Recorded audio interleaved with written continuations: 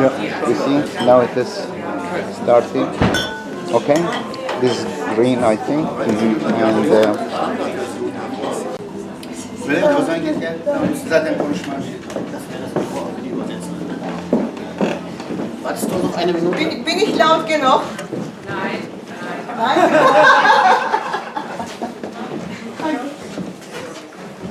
Also, ich bedanke mich herzlich, dass ihr gekommen seid. Das ist ein Wunder, dass wir heute hier sitzen, nämlich, ich werde kurz erzählen, wie wir uns gefunden haben, Edip und mich. Ich bin eine leidenschaftliche Religionslehrerin, eine leidenschaftliche Gläubige und ich bin natürlich auf der Suche eine vernünftige Koran, das gut übersetzt ist, verständlich ist, aufgeklärt ist. Und irgendwann habe ich eine Freundin von mir in Köln getroffen. Sie ist eine Theologin aus Universität Ankara.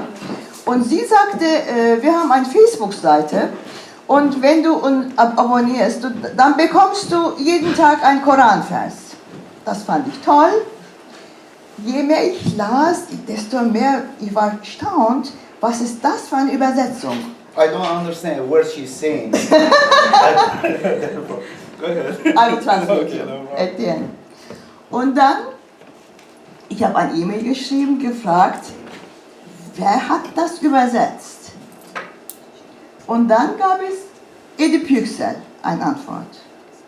Ich habe seine Homepage gefunden, ihm geschrieben. Meine Frage war, wo kann ich das Buch bestellen? Zweite Frage, ist das möglich, dass wir ins Deutsche übersetzt bekommen? Drittens, ich möchte gerne dich kennenlernen. Er schrieb zurück, gab mir ein paar Adressen, wo ich das bestellen kann und sagte, deutsche Übersetzung, weiß ich nicht. Dritte, ich bin ab und zu mal in Deutschland, ich melde mich, wenn ich da bin.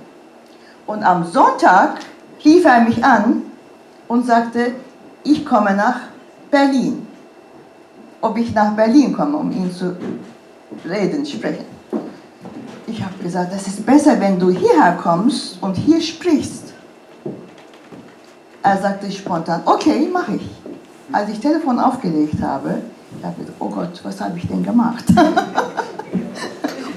Wo soll er reden? Zu wem soll er reden? Und wer soll kommen? Und Marco, wo bist du?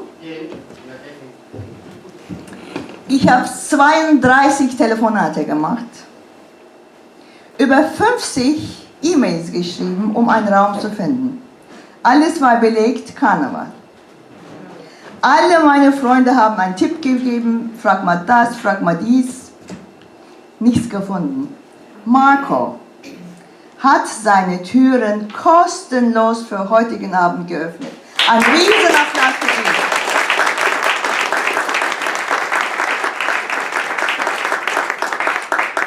Ich habe auch die Presse eigentlich eingeladen, die sind nicht da. Und sie haben Marco angerufen und gefragt, wer ist hinter dieser Frau? Ist das eine Partei? Ist das ein Verband? Ist das eine Regierung? Und er sagte, ich bin hinter ihr.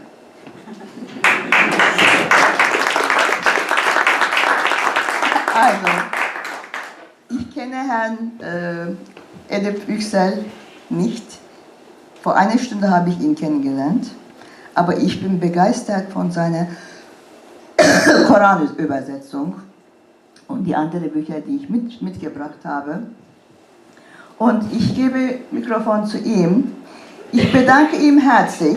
Er hat sein Zugticket selbst bezahlt, nämlich wir haben ja keine Organisation oder Verband, das wir finanzieren können. Und er hat auch kein Honorar verlangt, deswegen dieser Abend ist der Eintritt frei. Ich glaube, wir sind auf dem Weg, wirklich. Thank you very much.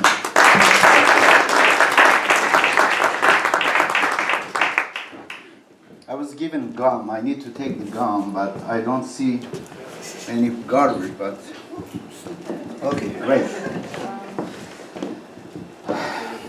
This was not in my plan. Okay. So, wait. Hallo erstmal, ich bin die Gülper, ich werde versuchen heute zu übersetzen, soweit es möglich ist. Ich bin eine Freundin von der Canan. Sie hat mich gebeten, das für sie zu übernehmen. Ich muss zu meiner Schande gestehen, ich bin überhaupt nicht Koran bewandert, aber ich habe mich bereit erklärt, heute auszuhelfen. Ich hoffe, das gelingt uns ganz gut. Sie ist Alevitin und ist aktiv auch in alevitischer Gemeinde. Und Sie sehen, sie ist auch hier. Also wirklich auch.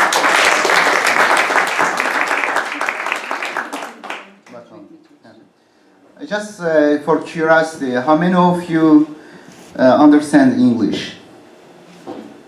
Oh my God, you may be out of job. That's great. And how many of you really very terrible cannot understand English at all? And would not understand this one either? Oh, you understood this one? That means you understand very well. Aha. Sen İngilizce bilmiyorsun, öyle mi? Yetersiz. Okay, we have one person, you go whisper in his ear, in her ear. Yeah, two people.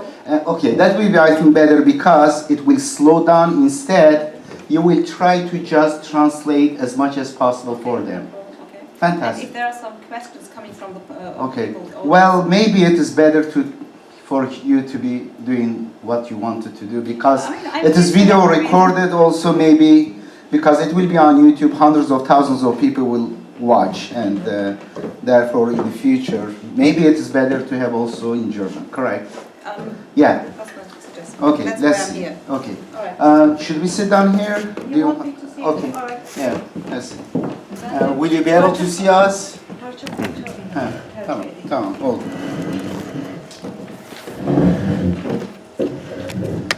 Okay, I will start with the greeting, very common among Muslims, but it has lost its meaning. The greeting is peace. Peace be with you, and I mean it. Wherever you are, whatever is your religion or your sex or your ethnicity. I heard the word theologian. I really don't like that word.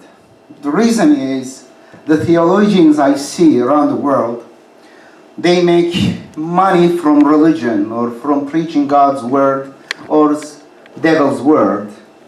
They may quote from God. Therefore, I don't make money from religion. In fact, the books, I have translated the Quran into 2 languages, English and Turkish.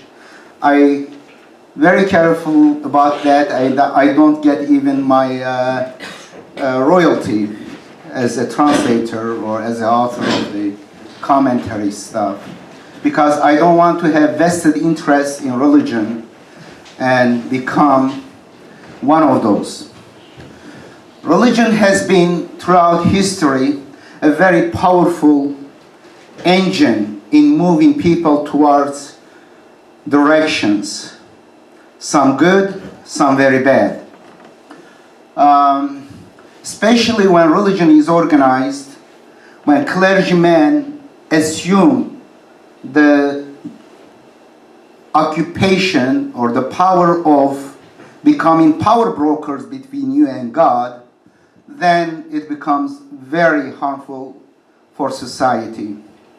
Though the religion right now is replaced mostly in many parts of the Western world with other words, emotional words like nationalism, and also many horrendous crimes committed in the name of nations. It is like a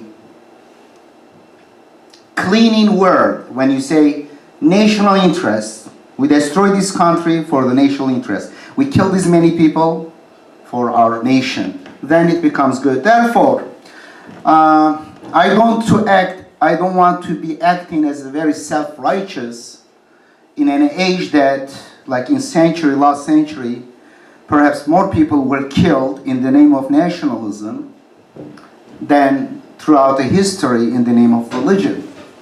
The issue is here, what really is common language between us is logic, is reason. The language of logic and reason. Emotions, anything is attached to emotion should be following that. I don't know. I kept talking and I don't know whether you will be able to even summarize in German. Very, Go ahead. very Yeah. short. Summarize. Yeah. In erster Linie hat er sie natürlich gegrüßt, und zwar im Namen des Friedens und nichts anderes erstmal. Und zunächst hat er davon erzählt, dass er den Koran jetzt übersetzt hat. Und er hat eine andere Auffassung vom Koran, so wie er sonst gelebt wird. Und es geht in erster Linie darum, dass er sagt, wenn Menschen im Namen Gottes anfangen zu töten, dann ist das nicht im Sinne Gottes. Und einen Weg, also eine Unterbrechung zwischen Mensch und Gott gibt es nicht. Das heißt, es gibt den direkten Draht zum Gott. Das ist so seine kurze Auffassung von der gesamten Religion bzw. vom Koran. No Ganz one kurz. told me. I have this one. You have that one. Alright. Okay, great. You can interrupt me anytime you think that I went too long. Yeah, it was- Feel free. All right, it was Okay. too long. Very good. I have personal and also philosophical interest in today's conflict between so-called Islam and Christendom, or as a world. When in 1989, the last day of January, when I went to the mosque or Masjid Tucson to work together with Dr. Khalifa, Rashad Khalifa, he was biochemist, and he was the one that introduced me to the idea of Quran alone, that today's Islam or today's Sunnism and Shiism has nothing to do with Islam. In fact, they are just the opposite what the message of the Quran was, and they also distorted many verses of the Quran. Of course, I had vigorous debates with him when I was in Turkey. I was a best-selling author. My father was the very prominent religious clergyman that above all those denominations.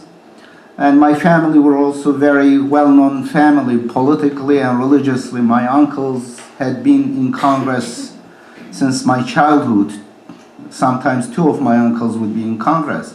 Therefore, from both mother's sides and mother's sides, I was very into the top religious and political center. I was in that center. I was raised in that center. And after my correspondence with that biochemist, who ended up writing very controversial books and research on Islam, I had a correspondence with him while I was in Turkey.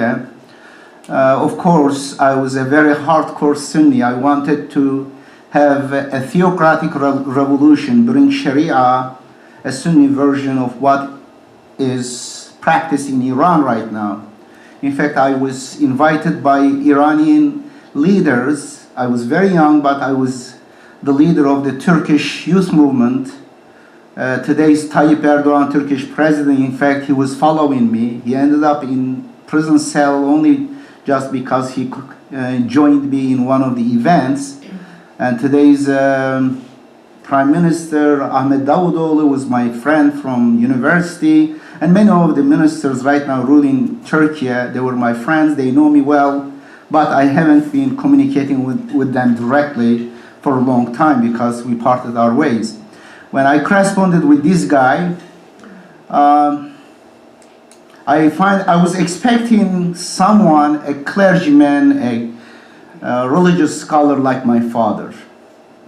Can I interrupt you? Yes. Oh, go ahead, please. Sorry. Okay, ganz kurze Versuche zusammenzufassen nochmal. Er kommt also seine Herkunft ist aus einer sehr religiösen und politischen Familie. Sein Vater war ein religiöser Mullah, ja. Er hat also eine sehr religiöse Erziehung genossen von zu Hause. Okay, wieder Ayatollah im Iran jetzt.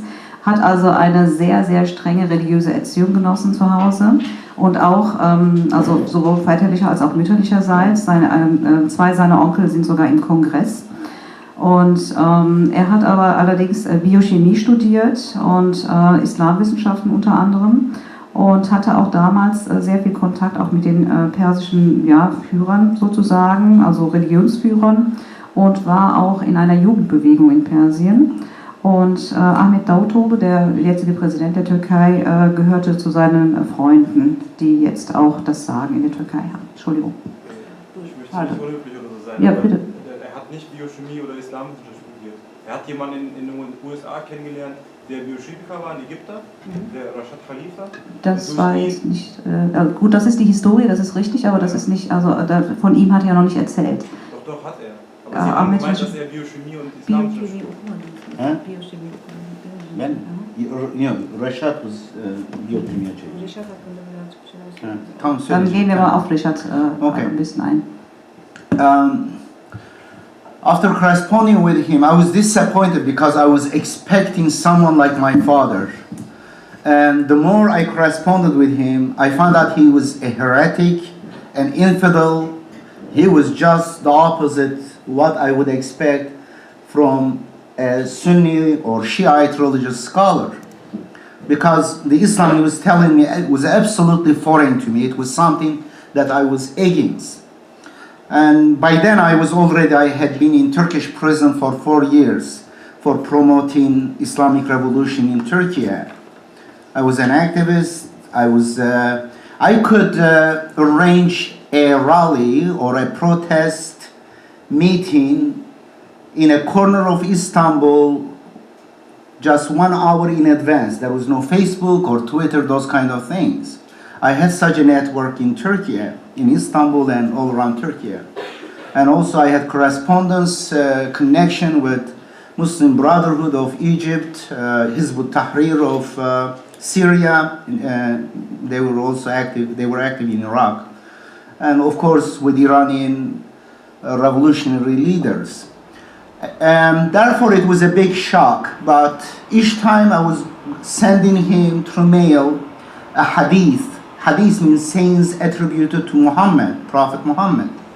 He would send me a verse from the Quran. And I could read between the lines. He didn't need to tell me much. Sometimes he would underline one word. And then I would see that there is a contradiction. And each time, basically a verse from the Quran would eliminate my argument from hadith books or from sectarian jurisprudence. If you want to continue from here. Huh? Aha. Reşat Hanife. Reşat Hanife. Onunla birlikte mi Aha. Devam edebilir misiniz? Ha. Okay, go ahead, translate. Ja, jetzt war tatsächlich die Rede von dem Rashad Khalifa, mit dem er gemeinsam halt gearbeitet hat.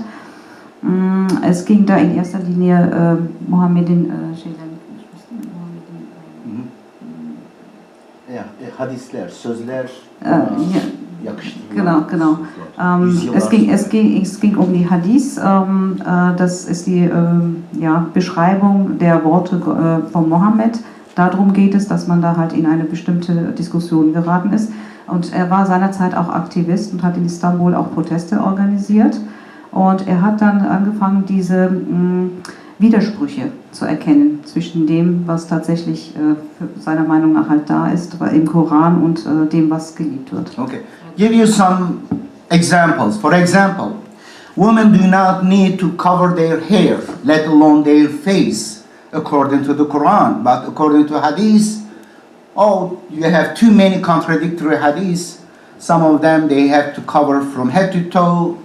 Sometimes they need to cover their face and even their eyes. It depends on which Hadith you follow. According to this guy who was using the Quran, there was no punishment of stoning to death for adultery because the Quran did not have that. Well, Hadith books have very sometimes exotic, strange stories about how Prophet Muhammad stoned people to death. Or according to that guy, well, marrying to polygamy was only permitted in case of emergencies where there are too many women, widows with orphans in chapter 4. Not with the virgins, with women for sake of pleasure. It was a social crisis economic, social, psychological crisis. Many men were killed because they accepted Islam during the time of Muhammad, because they were attacked by very religious theocracy in Mecca, and therefore you can marry in order to provide for the orphans and take care of the family that left alone in that very harsh society. And there is no killing of apostates according to the Quran. In fact, I will talk about these subjects in more detail, but I would believe that if someone leaves Islam, should be killed. Or many prohibitions, or prohibitions of music, from music to many food items that turn life miserable for many people. And the list, very long list. I have listed some of these major contradictions between Sunni and Shiite teaching and the teaching of the Quran. In Manifesto for Islamic Reform, a booklet about 100 pages, maybe it could be 150 pages depending on the size, but you will see an extensive table comparing the teaching of today's so-called Muslims and the teaching of Muhammad, which is written in the Quran. Major differences. Okay, Go ahead. Er hat den Unterschied zwischen dem Koran und der Hadith halt diskutiert, und da geht es in erster Linie auch um, ob die Frauen eben Kopftücher tragen sollen oder sich komplett verschleiern sollen oder nicht. Der andere Unterschied bestand in, ob die Frauen tatsächlich gesteinigt werden dürfen oder nicht. Also das sind dann die Unterschiede in der Schrift vom Koran und von den Hadith. Und auch die Polygamie war ein Thema, und zwar eben, dass es dann geheißen hat, Frauen, die verwitwet sind und mit Waisenkindern leben, dass sie dann halt in die Obhut der Männer genommen werden durften und sollten, damit sie eben geschützt sind. Und dahingehend auch, dass die Musik verboten war, und auch das Thema bestimmte Nahrungsmittel eben nicht essen zu dürfen. Und die Details hat er in seinen Büchern beschrieben, da kann man das also alles nachlesen. Okay. You know what? Let's cancel this one. It really interrupts if you go there this much introduction. I really appreciate it. Thank you very much. I want just continue more freely.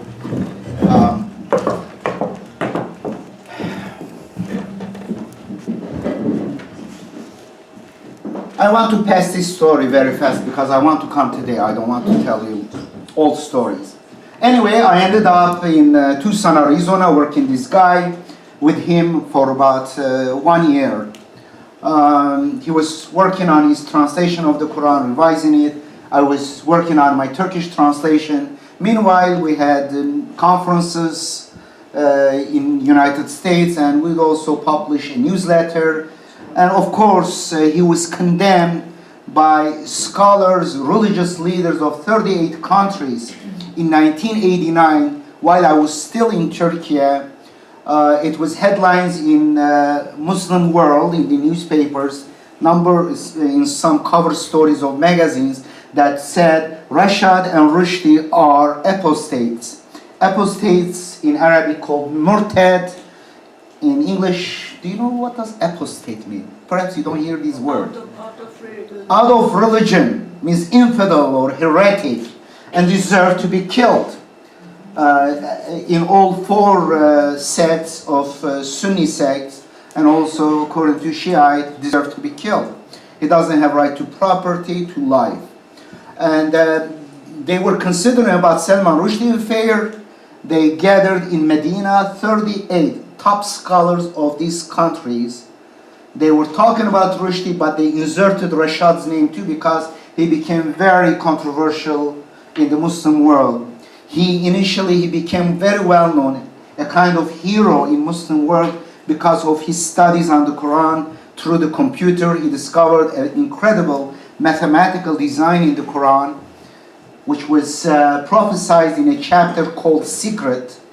Very interesting. Unlike Bible code and stuff, is very verifiable, falsifiable, scientific observations, the frequency of letters, words, verses, and their relationship. There is a very interlocking mathematical pattern. I have done research on it and given lectures, and also I have a Turkish and English book on this subject.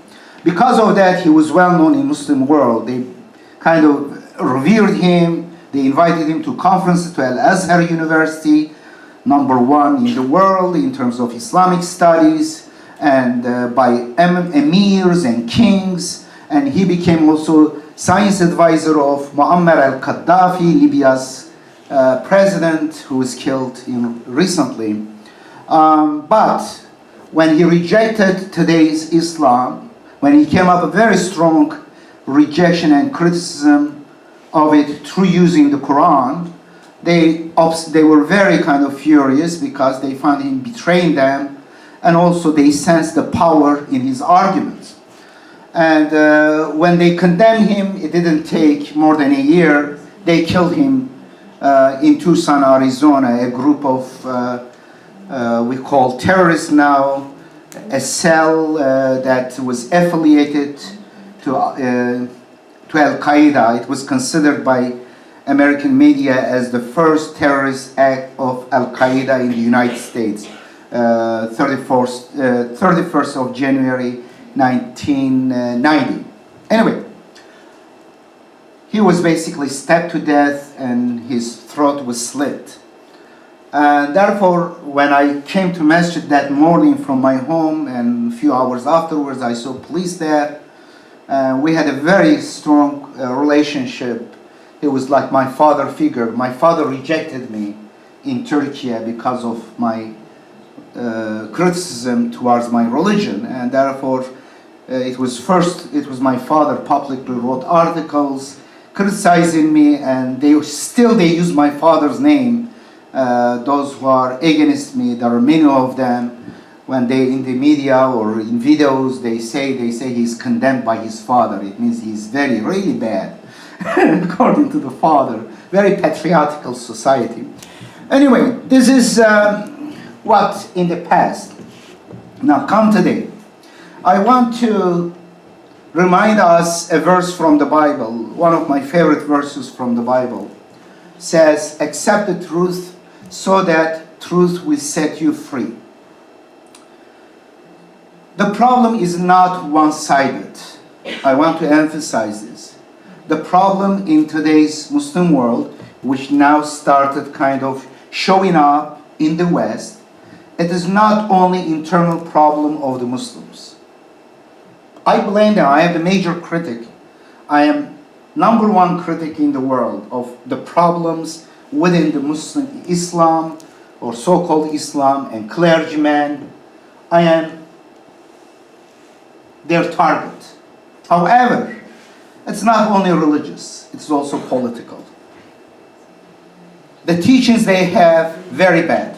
But they had it 20 years ago, 30 years ago, 40 years ago, 50 years ago, 100 years ago. We didn't see this so-called terrorism coming out of them, correct? And similar, even worse teachings we see in Leviticus in the Old Testament too, correct? If someone doesn't obey Sabbath, follow Sabbath, should be stoned to death. Someone commit adultery, stoned to death. These do that, stoned to death. There are a list of who will be stoned to death. Almost everyone will be killed in such a society, but Jewish people are not practicing that, correct? Therefore, having in their teachings not necessarily make those people follow those teachings. How bad, how harsh those teachings be.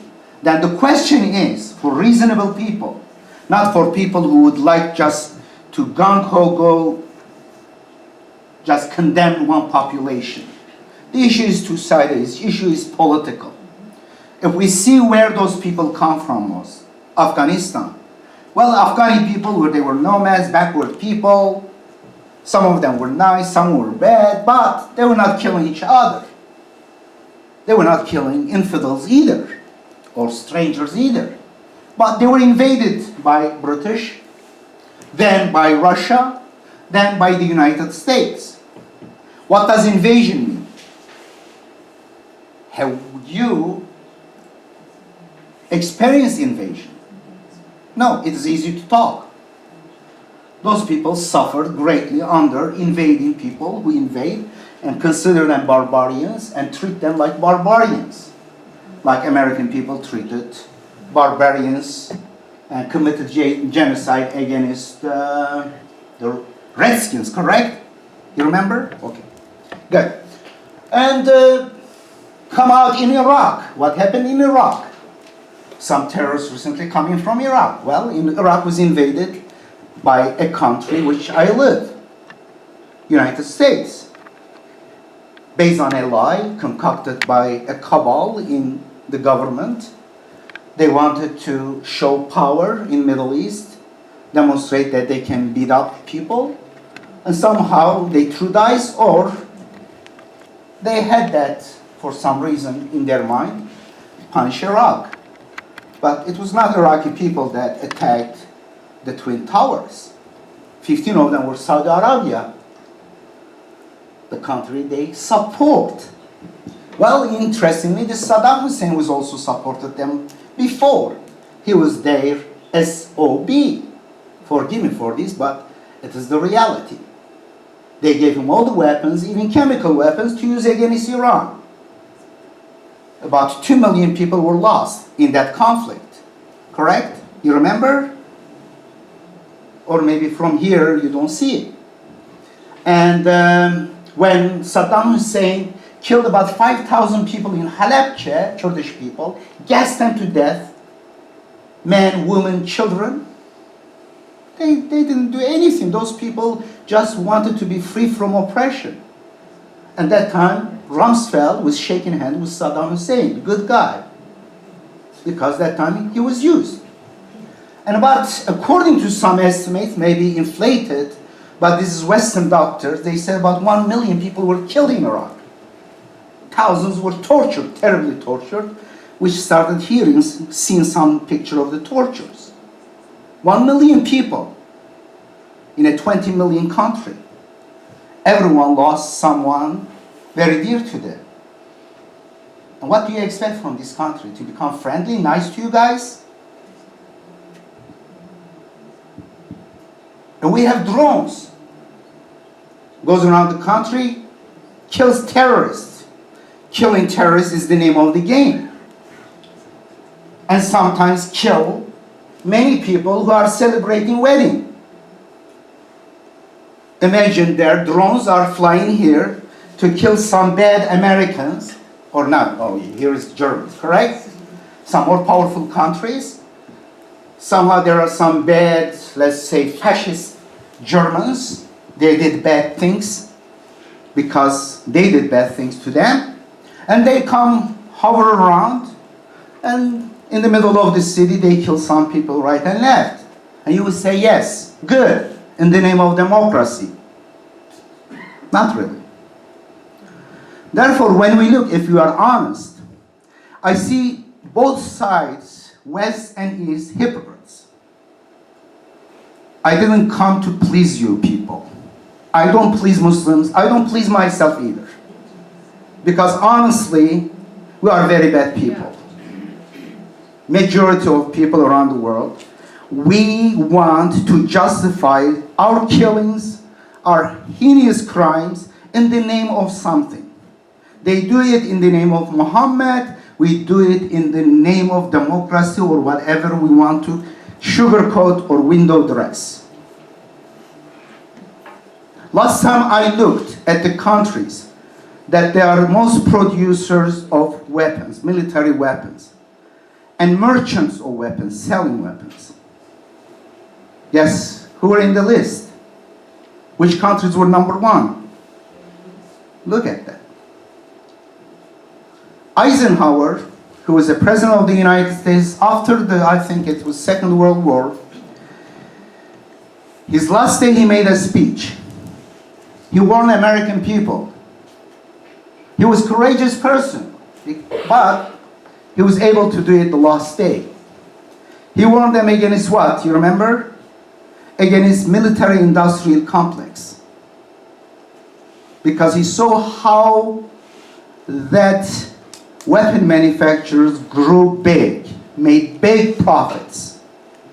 He knows how profits are worse than alcohol and cocaine and all others, money and money.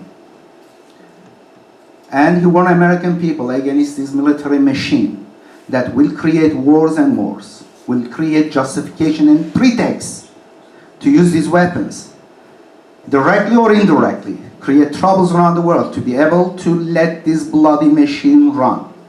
It is. Now it is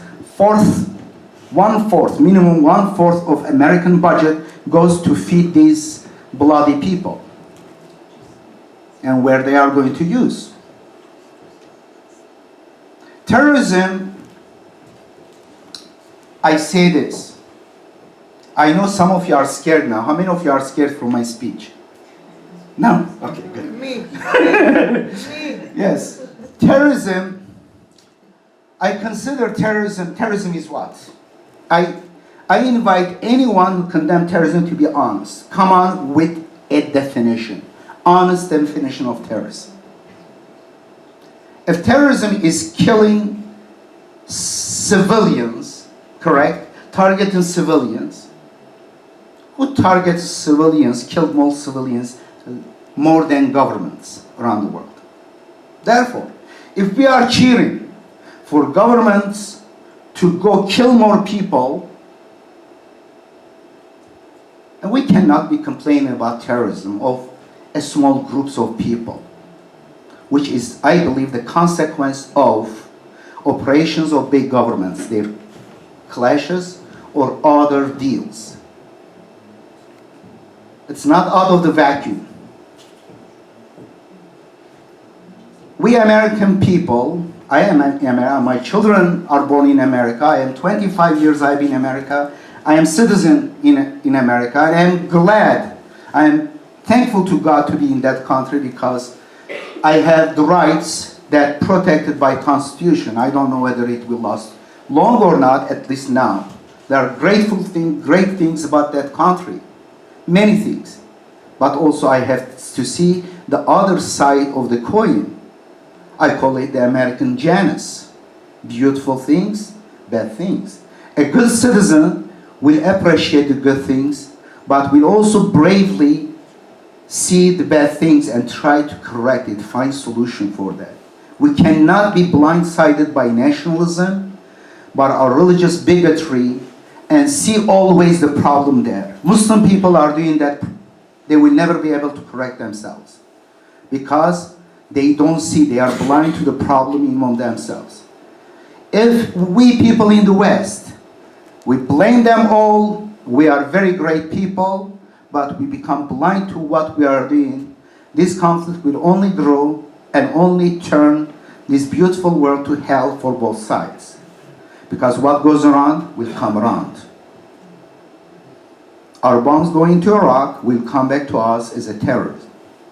Other stuff. This is also, I think, a verse in the Bible, correct? Those who live by sword, die by sword.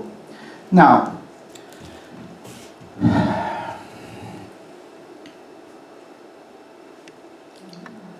I think it is incumbent for Muslims to do this. First, if you want me to summarize what is the teaching of the Quran, one is freedom.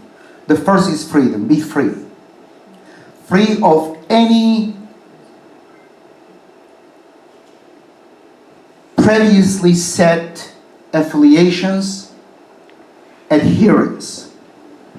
Therefore, the principle of Islam starts with La, with no. La ilaha, there is no God, no big authority, no absolute authority. You reject everything. Whatever you hear, you start with rejecting. Try to be as clean as slate possible. You reject all the holy things told to you. All the things in the name of God. That's the principle.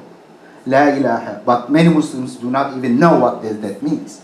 And then you study, you search, then you find there is a creator of this universe, your own creator, first cause. You say there is only one God. That we are all the creation of God. Therefore, no human being is superior to another. No man is superior than another woman. No race is superior to another race. It brings ultimate freedom because by definition, God is the one who has the best, perfect attributes. Some of his attributes in the Quran is haq, means the truth. Therefore, you search the truth without anyone between you and God, or any crowd, any group of people. You must eliminate all of them because you are seeking the truth. If you put something in between, that may cloud, may become an obstacle between you and seeking the truth. It will distort your vision, your reach. It will create a prison for you. We are the prisoners, most people are prisoners of the crowd they are born in. Environment. It's bad because we turn to like animals following just the crowd. Freedom. Therefore, if Muslims want to save themselves from trouble they are in, major trouble right now, if they don't correct themselves, they will be extinct like dinosaurs. I use this. They will destroy themselves or be destroyed by their enemies. Second, reason. In fact, I cannot put in priority. Reason starts even before freedom. It is from birth. Appreciate the power of reason. Respect reason.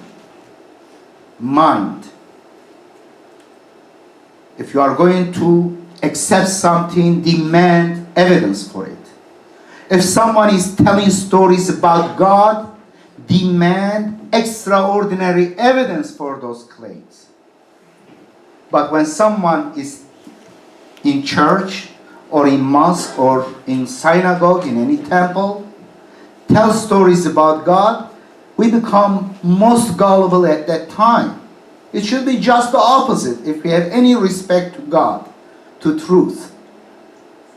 Somehow when you enter those places, habitually or traditionally, you are expected to put your brain by the door and enter and listen to any stories, silly or contradictory stories they tell you about God, and they expect you to swallow it like cookie. And that's the beginning of the trouble. For a while, you are a good person, but you are not a person, really, you are a robot. You are a good robot. But when time your button is pushed by the clergyman, you turn to a killer. Absolutely. Forgive me for being harsh. You might be affiliated to church, to a mosque, something. But dogmas are dangerous. Can lead to very good, but it is not reliable. And we have seen this in the history of Islam, in the history of Christianity. In medieval times, even now in the United States, I see people go to the church, say peace, love your neighbor. They come out, they go vote for more military weapons, more fights, more invasion. In medieval ages, they said again, peace, love your neighbor. They wrote these verses. They went to torture people, burn witches, correct? I have a book that the picture of the torture machines, created but not patented. There was no patent office by priests of that time, and those people were reading the Bible. An American astrophysicist says something. There are good people and bad people, but it takes religion to turn a good person to a bad person. I don't want to say religion alone. Anything that is dogma is not searched, it's not questioned, but just swallowed like a pill is dangerous. Therefore, the second thing that Muslims should do is make reason, scientific methodology, as the number one reliable source of knowledge, not the storytellers in the name of God. Usually they are the most ignorant people in that population. The second or the first. Third, justice.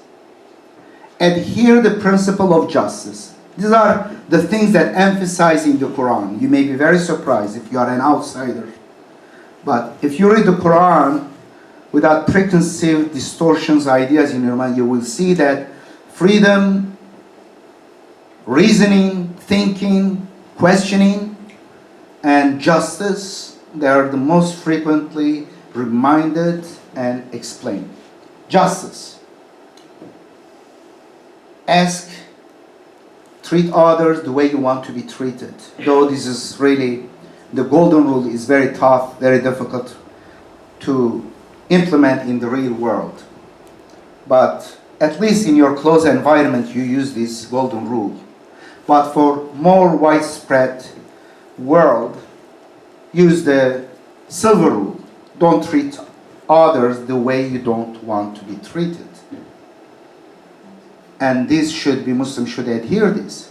Therefore, they cannot be treating Christians or atheists or others the way they don't want to be treated.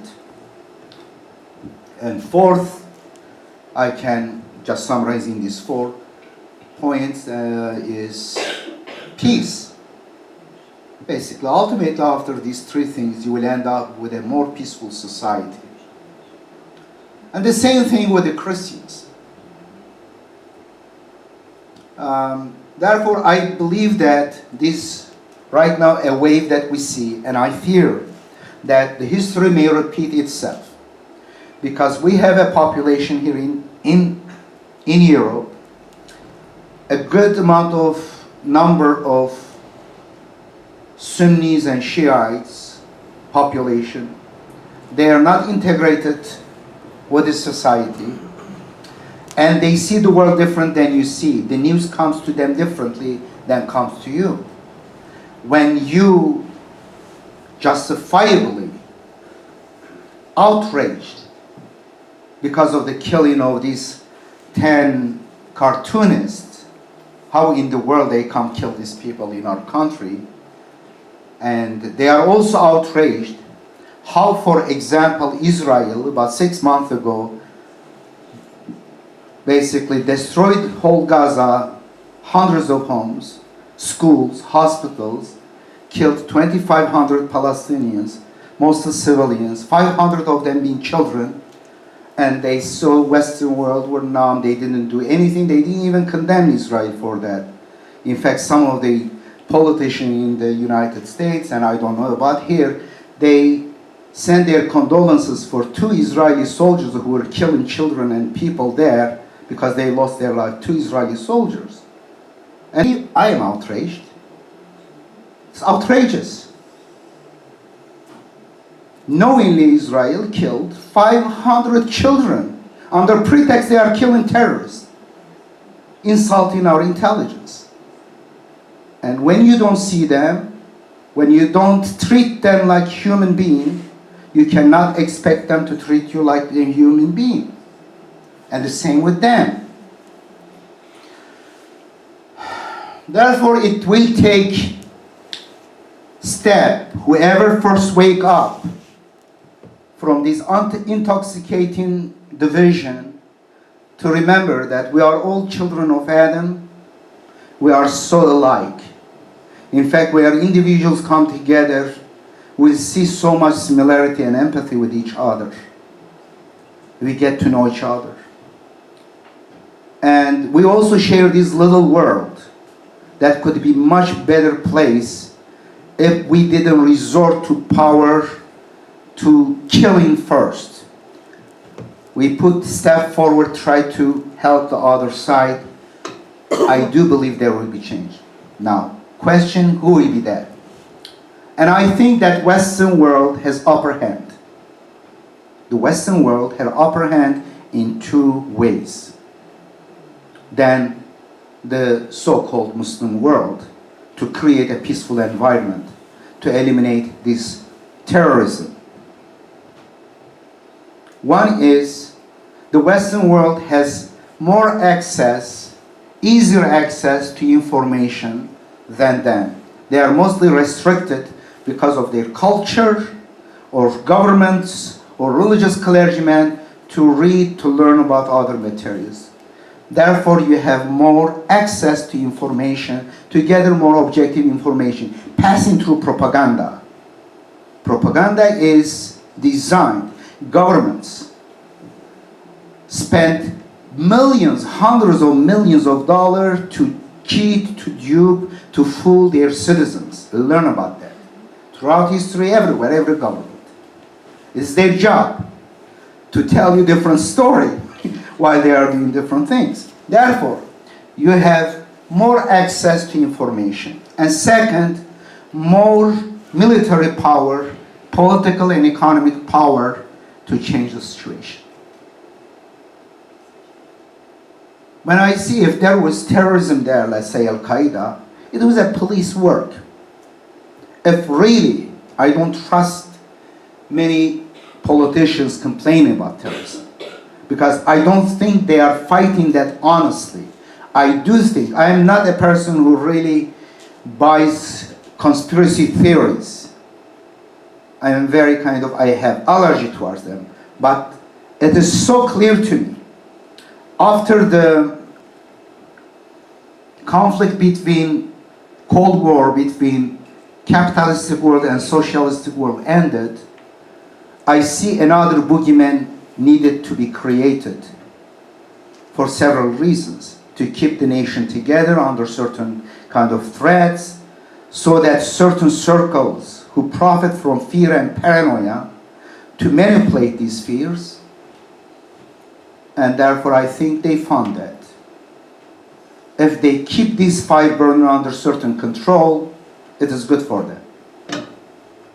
Therefore, when there was this attack to the United States, I said very easy job for the United States to find these people, take care of them. The United States and Europe has the best spy network around the world, and the best weapons, and the best trained forces, special forces.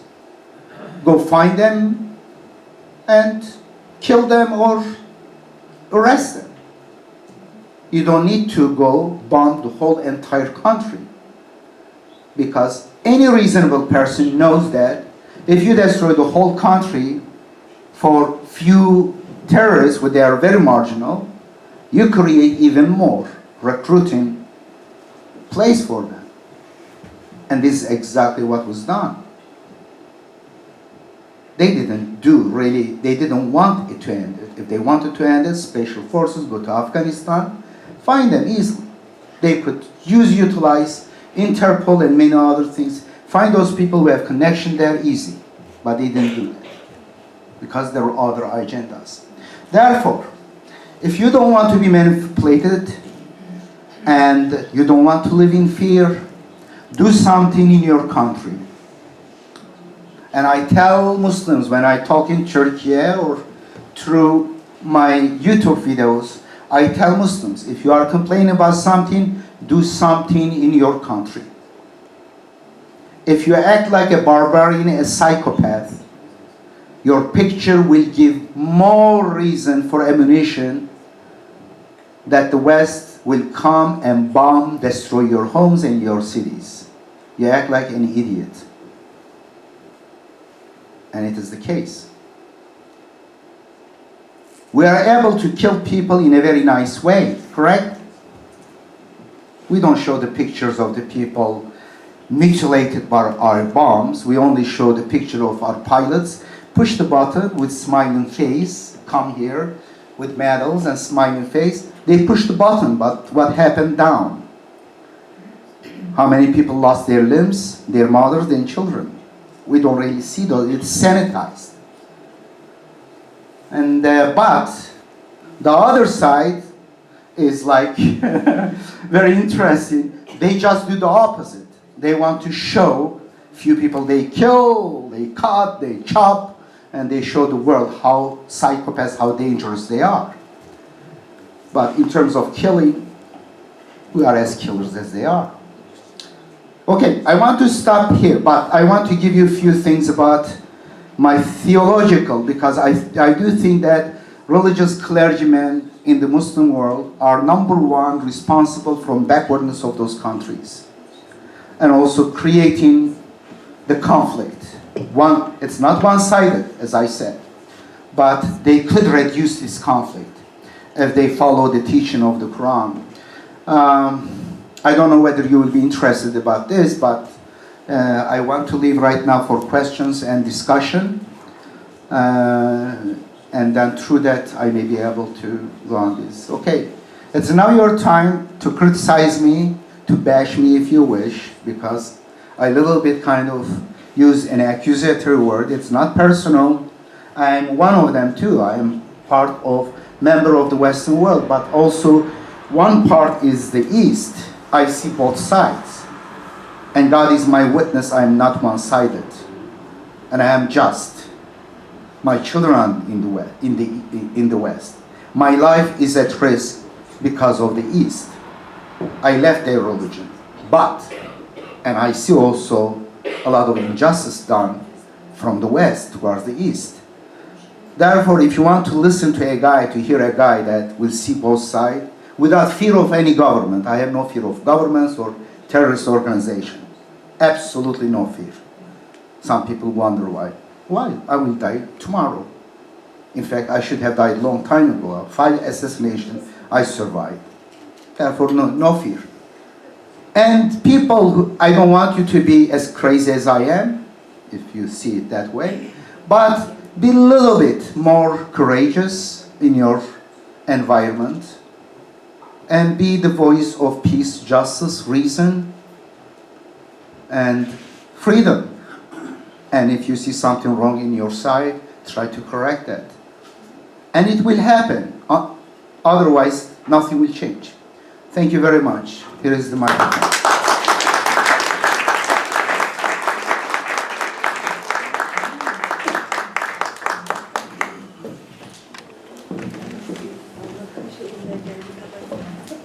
Vielen Dank. Vielen Dank. So, gibt es sicherlich viele Fragen? Bitte. Harald. If you say your name, I would appreciate it first. Well, call me Hadi. Okay. I'm sorry to say that, but I am with you. What you said about the politics in this world, I'm with you. So I have no questions there. I know Rashad Khalifa's books since I think 1995, 93. Really? 93. Interesting. I wanted to know about your own thoughts. How did you progress? What kind of new opinions did you develop? I think in the past 25 years you might got some new ideas, and I'm very keen to know about that.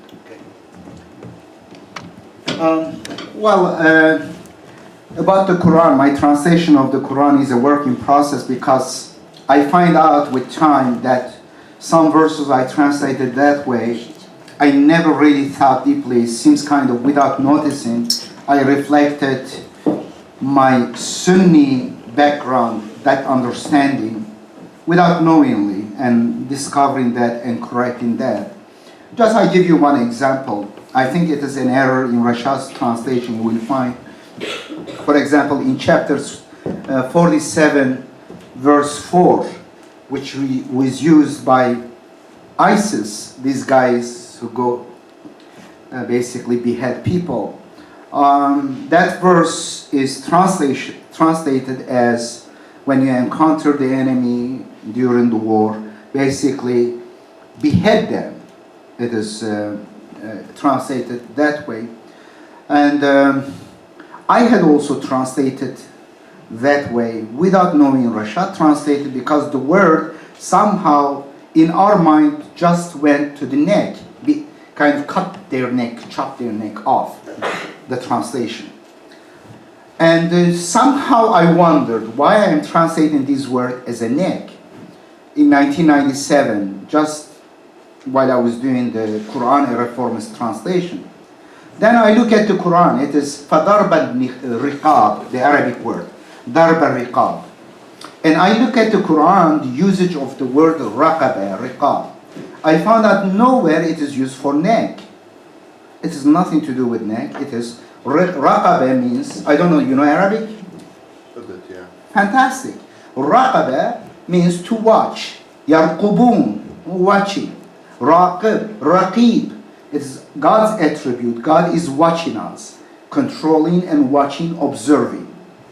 And throughout the Quran, and they translate all other translations where they translate cut off, chop off their neck, they translate the word neck in other places, the word raqaba, not as a neck, but as watch, watch, watch, watch, observe, and comes here somehow the word watch and observe becomes neck. Therefore I decided, I 100% convinced, this is hit their observation center, control center. They are attacking, and that time the commanders would go on top of the hill, and if you look at the Quran, all the wars that happened, it was defense, and the Quran doesn't give permission for aggression. Say, you are only allowed to defend yourself, to fight in self-defense. Chapter, for example, 60, verse 7, 8. Very clearly. And if you look at the stories critically, you would find out 3 major wars is about around Medina, where Muhammad escaped from oppression. They were going to kill him. Even they didn't let him alone in Medina. He was a messenger of peace. Just contrary what the Western world wants to believe, or so-called Muslims, which have nothing to do with really Muhammad, and they later distorted. Now, I translated it as hit their observation center, their basic command center, because there is a war, they are attacking. It will be the least casualty, least killing of people, because of those commanders taken care of, then the rest, they will be surrendering. And if they surrender, the verse continues, in fact, create a contradiction with today's other translations. Says, well, hit their observation center, then capture them, either release them through exchanging with other, what's called prisoner of war, or release them free without exchange. That's the rule. It's contradiction, it is internal contradiction. Today translations, when they translate as a beheading, how, if you behead, you don't have prisoner of war to release for free. Anyway, this is just one example how it takes sometimes time to clean our mind from the teaching that we were raised with. But I don't know whether you have Quran or Reformist translation. It is available through PDF for free, I give away, but it is, no, this is the Turkish one. I have the English one here. I brought it to show you. If you hold this one. Sagte, als ich das bestellen wollte, als PDF kann man unterladen, braucht man gar nicht bezahlen, man muss nicht kaufen. Und es gibt auf Englisch und auf Türkisch. Seit Jahren lese ich Koran. Seit Jahren lese ich Koran, aber ich habe noch nie so eine verständliche Koran erlebt. Oh, you have it. Okay, and I have this one on 19. If anyone interested with mathematics and numbers, this is the one. This was Rashad Khalifa together. We were AC. I was more handsome that time. Das ist keine Werbung, nämlich er verkauft sie nicht. Sie können herunterladen und kostenlos lesen. Okay. Any other question? Yes, sir.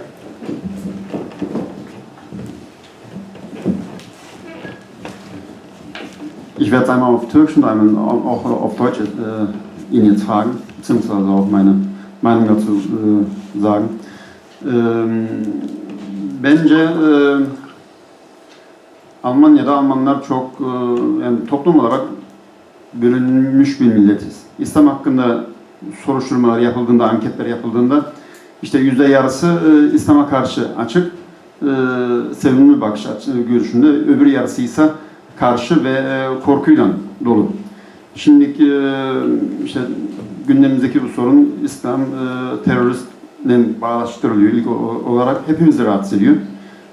Burada bizim camimizde başkanlık da yaptım, yönetimde de yer aldım. Ve sorunu ben şurada görüyorum. Şimdi bir bardak boş olursa o bardağı eğer doldurulmasına izin verirlerse birileri bir şeylerden doldururlar. Yani sorunumuz gurbette din dersimiz yok okullarda, burada. Yani bilgili öğretmenler tarafından. Şimdi her çocuk camiye gitmediği için ve gidildiğinde sırf yani kaynak olarak cami olduğundan dolayı bilgilerimiz yetersiz, gençlerin bilgisi yetersiz. Din dersine ihtiyaç var ve halen daha yeni daha yani şu gurbette kaç yıl oldu? 40 yıl mı, 50 yıl mı oldu?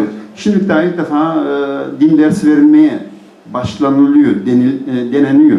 Yani orada hep dediler ki işte sizin bir başınız yok. Yani Aleviler, Sünniler, Şiiler yani bir ortak bir ders planınız yok. Onun için size bu dersinizi veremeyiz, izin vermiyoruz şeklinde. Yani bu çelişkiler içinde yetişen bir gençlik var burada. Eğitimsizlik var. Yani bu olaylarda olunca tabii ki şok yaşıyoruz. Yani Cuma namazında deniyor ki işte İslam barış ama dünyaya bakıyoruz, Arap ülkelerine bakıyoruz. Birçok Arap ülkesinde savaş var. Yani orada bir sorunumuz var. Yani Almancasını çevireyim. Also, ich bin, mein Name ist Kuran'ın. Why you didn't speak in German in the beginning? Oh, because of me. Yeah, someone translated. I'm sorry for. I didn't know the reason. I thought you didn't know German. Mein Name ist Kuran'ın. Ich bin auch hier im Vorstand von der Moscheegemeinde. War ich auch Vorsitzender, auch im Vorstand bin ich noch tätig. Ein Satz. In Pulheim, wir leben in einer Oase. Ja. Nämlich keine Moschee würde mit so vielen Mitgliedern und mit dem Vorstand hier sein. Söylemek istiyorum ki bizim burası hakikaten bir çöldeki bir vaha.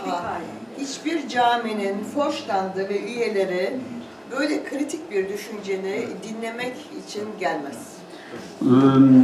Wenn man heutzutage die Befragungen in den Plattformen hört, dann sieht man immer das gleiche Bild. Die Hälfte der deutschen Bevölkerung ist dem Islam positiv gewandt, die andere Hälfte ist kritisch bzw. ängstlich gewandt. So. Und was ich sagen wollte, wenn man heutzutage das Stichwort Islam gleich Terrorist also gleichstellt, weil es halt so viele Kriege in diesen arabischen Ländern gibt, dann versetzt uns das Muslime in einen Schockzustand. Wenn unser Vorbeter beim Freitagsgebet zum Beispiel dann Islam gleich Frieden predigt, dann ist das Erste, was bei uns in den Kopf schnallt, einhaut, ist, Mensch, warum gibt es denn in solchen vielen arabischen Ländern so viele Kriege? Es ist wirklich ein Problem und wir versuchen es zu verstehen und wir erstarren praktisch vom Schock.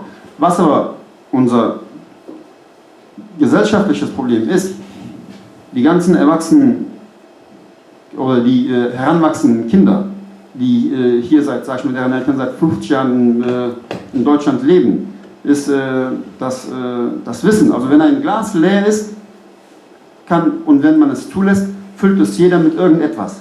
Also das kann positiv wie negativ sein. Aber wir sind jetzt seit 50 Jahren hier in Deutschland und wir haben es als Gesellschaft nicht hinbekommen, den islamischen Religionsunterricht hier in Deutschland zu etablieren. Das ist, in meinen Augen ist das eine Schande. Weil jetzt sehen wir praktisch die Auswirkungen, dass diese Kinder, die heranwachsen, keinen Religionsunterricht in der Schule hatten und nicht zur Moschee gegangen sind, irgendwer sie dann mit Wissen füllt und es zu Problemen zum Teil führt.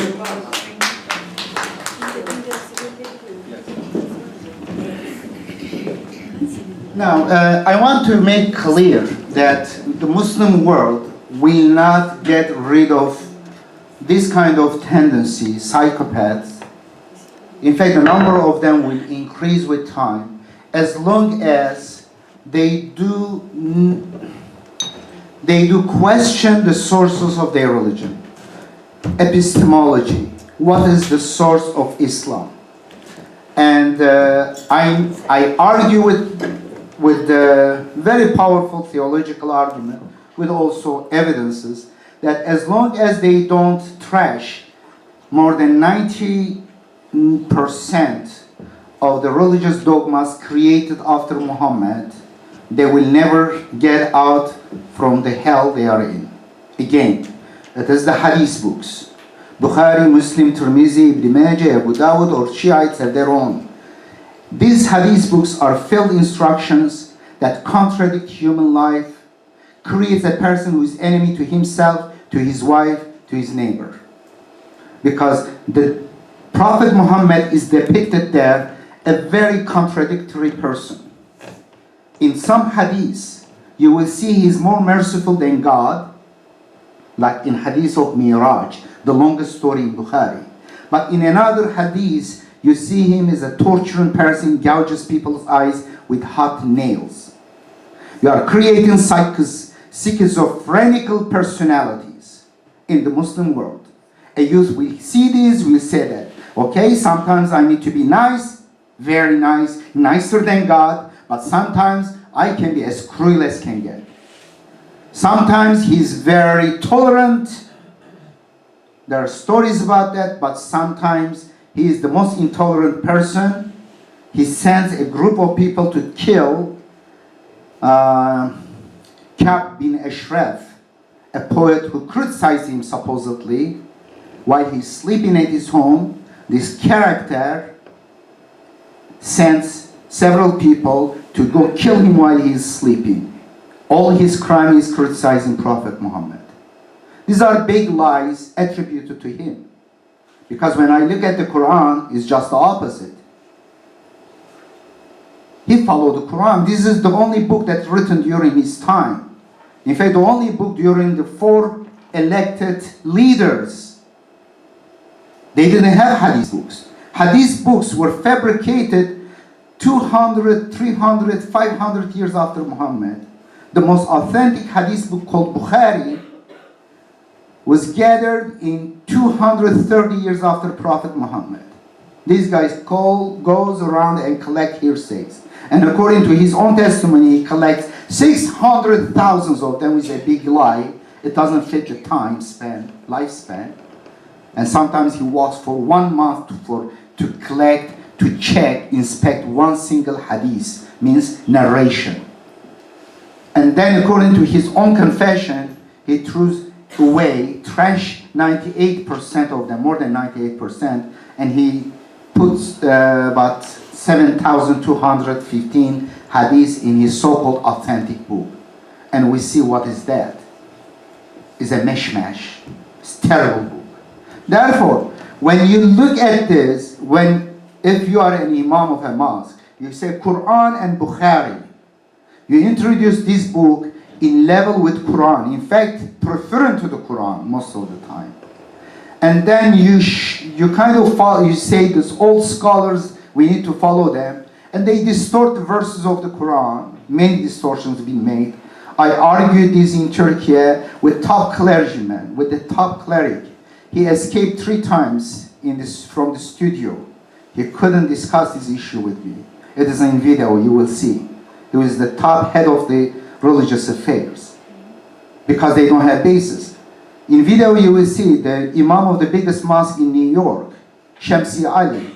He appears with the mayor, with the president of the United States. But this guy starting with a smiling face, he's thinking that he can dupe me. But when I start asking real questions that really distorts Islam and misleads many young people, and then he knows that he doesn't have answer for that. He gets angry, he stands up, he starts kind of yelling at me, he escapes from his own mosques. This is the nature. Therefore, we need to be honest. A young person is honest. I feel bad for those kids. Imagine, 18, 20 years old, they go there, they believe in something, they are brainwashed, and they go there, they go kill and get killed, they give their lives. For what? For what the book that the Imam introduced to him, because he is more sincere than the Imam. Imam is the coward. I'm sorry if anyone is Imam, but I'm talking about general. Most of the Imams. There are exceptional people among them, of course. But they do it for business. It is their job. They have pension, they get money, they have kind of prestige.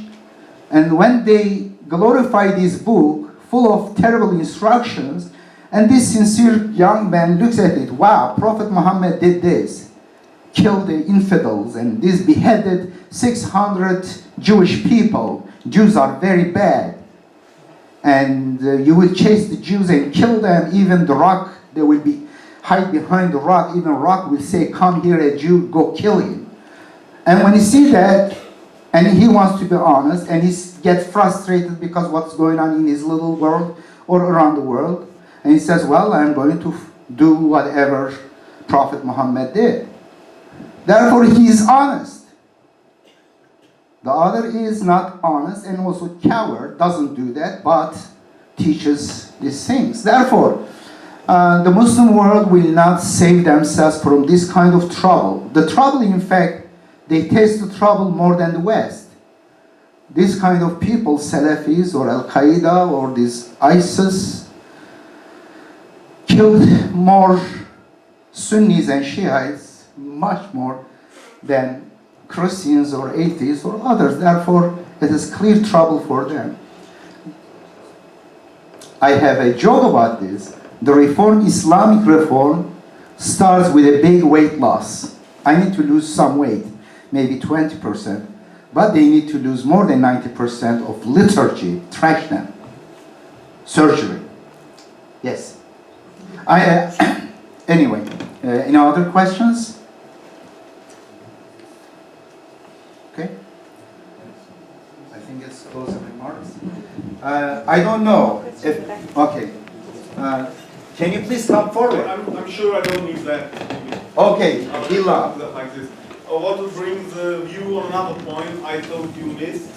I agree with you with the points when you told about what the main points of Quran, but I want to add some things and also want to talk about another issue. First, let's talk about another issue. Most of you and you too talked about how bad hadiths are and how wrong everything is running and all those things. I agree with you, absolutely. But I think we're losing time. We're losing time when we talk about the bad things. When we talk about hadith said like this and they do like this, they're telling they do like this and we do like this. Why we don't just follow the Quran? The Quran tells us or tells the Prophet, just tell them the ayats and pass on. If you think it will wake them up, pass them the ayats and go on. What we are doing, we are talking about hadiths and how false are them, about the people, how they are going after these hadiths, but nobody tells what's inside the Quran, what Allah says and Allah wants. Read. First of all, read. Read the book. And one main point, what I read in the book is what God says us, there's only one God. Believe in the day where you're going to be judged and do noble deeds. There are the three main points that I see in the Quran, the basics. And with all the other religions in the world, I think it's the main basic. Even the Christians, they divide it a bit into, but the main point also in the Bible, it says there's only one God. And we miss that totally. Maybe everybody knows that, okay, but I think it's important to say because that's one of the points I really catch in the Quran up. Okay. So let's talk about more of the What is your name? Volkan. Yeah, welcome. I disagree with you because I have been in this for more than 30 years. Absolutely, telling them read the Quran, they read the Quran. But they read the Quran with absolutely different mindset, from distorted translations and tafsir commentaries. They don't understand the way it should be understood by the Quran alone. Therefore, you have to deal with the devil. The devil is those narrations, those false lies attributed to Muhammad. Because the verse of the Quran says, follow the messenger which brought you the message. They understand this as follow Bukhari, Muslim, Tirmizi, this one. Because they are distorted. We need to clarify this, otherwise it's not working. They recite the Quran. The Arab will say, I read the Quran day and night. It doesn't work, my brother. But yes. Isn't that the receipt that God tells us? God tells the Prophet Muhammad also, just tell them the first and pass on. If they say something bad. No, the Prophet Muhammad, but the Quran deals with them. The Quran, there are 332 times qalu, they said. It is what they said falsely. And 332 times qul, say this as a response. The Quran exposes their lies, quotes their statements, and depicts what they do, and then clarify the issue, condemn that, and reject that with evidence. We have to do the same. There is no way. It is only window dressing. It is only saying, let's ignore, it will pass. The disease, the virus is in the body. As long as the virus is there, you will not be able to heal by just giving honey to that person. Honey will not work. You need antivirus. You need first to diagnose the virus, target the virus. But this change has to come from inside. I can't. No, it is two ways. It's several ways. I absolutely understand.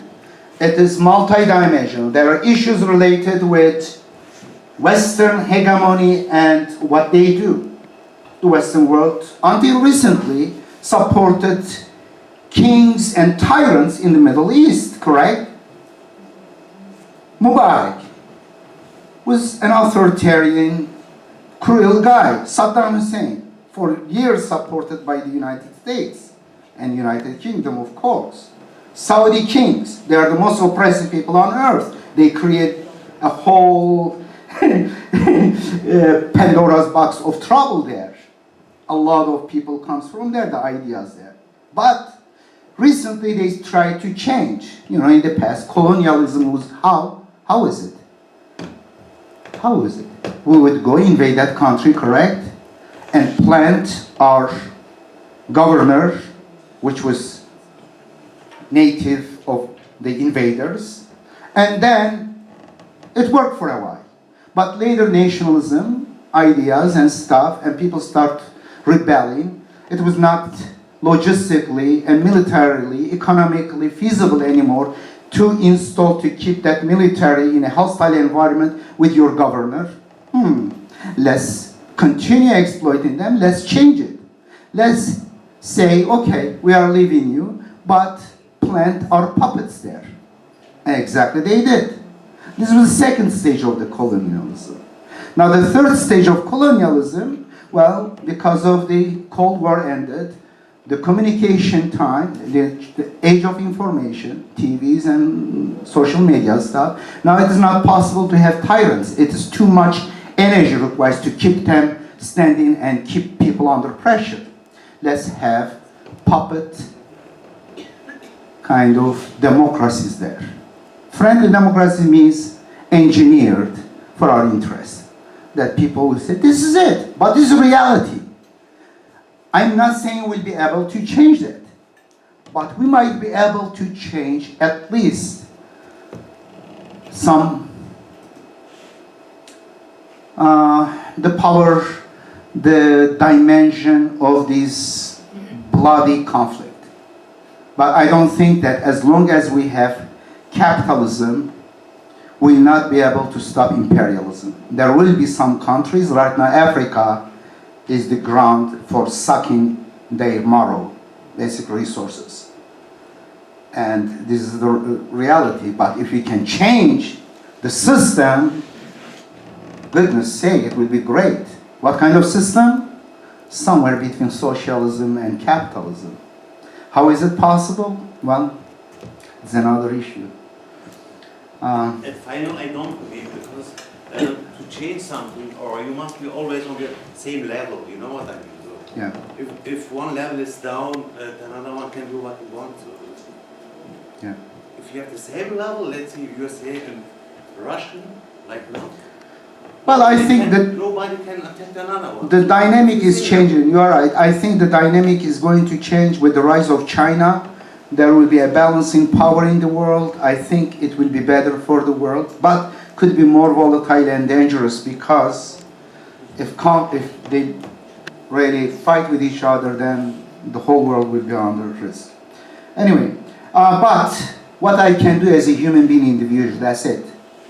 I may not be able to change even my family, my neighborhood, but I will try changing myself and standing for justice. This is my duty as a person with conscience, with mind. And if you believe in God, this is your responsibility, even if you are one person, one Jesus, one Moses, one Muhammad, one Buddha. Stand against the crowd, against the powers. Maybe God will grant you victory. But each of you, each of us need to act like as leader, one person at least. If we come together, we'll be great power. I don't think that it is impossible to change, absolutely. Because I have seen throughout history, one person starting a movement can change. Though later it gets corrupted stuff, but at least for a while humanity see something very good. And I think it is possible. But I'm not going to look at it, calculate it, whether it is I can do it, how will I do it, and any means possible. No, not any means possible. The only means of righteousness. To change it, I will not change my ways. Like someone said, I will become, anyway, not Machiavellism. Be honest person, I'll be honest person. Not be scared of saying the truth, because bad people are courageous. What is wrong with me? I am not brave for something good. I tell the Sunnis, I say, I am the ardent critic of your religion. But if something injustice happened to you, I will be the first one helping you. I don't want you to be imprisoned because of your diabolic bad teaching. It's your choice, as long as you don't hurt another person. I want to stay in peace with you, Sunni or whoever you are, whatever religion you have, should not be matter. We should live in peace and justice. The other things should be left to God. Thank you.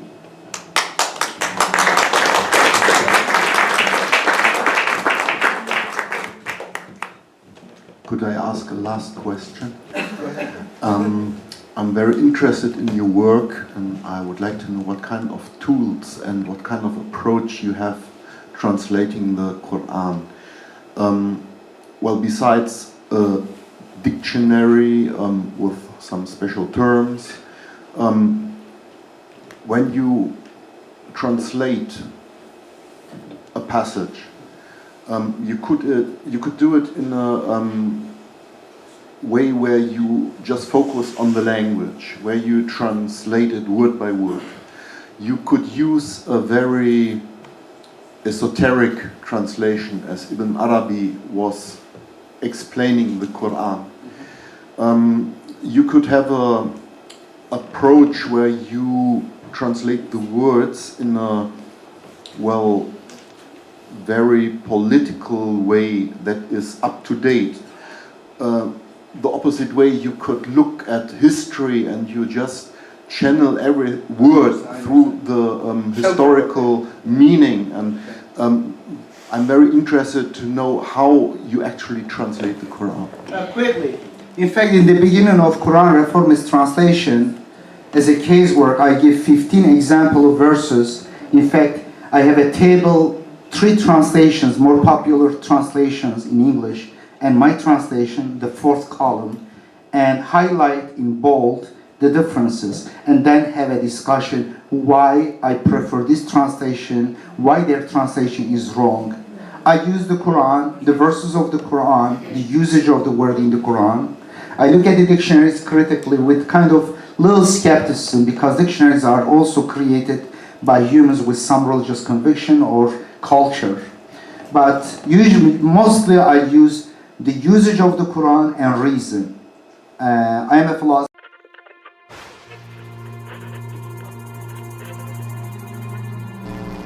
What is Islam?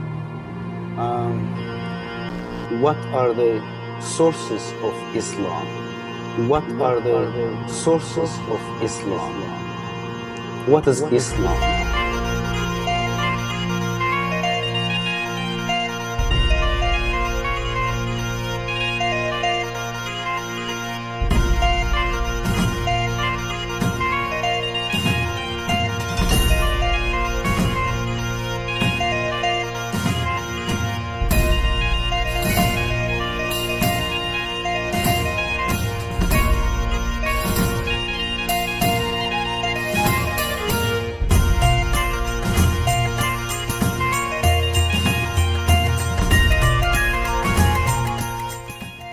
Burada sen ifşa oldun.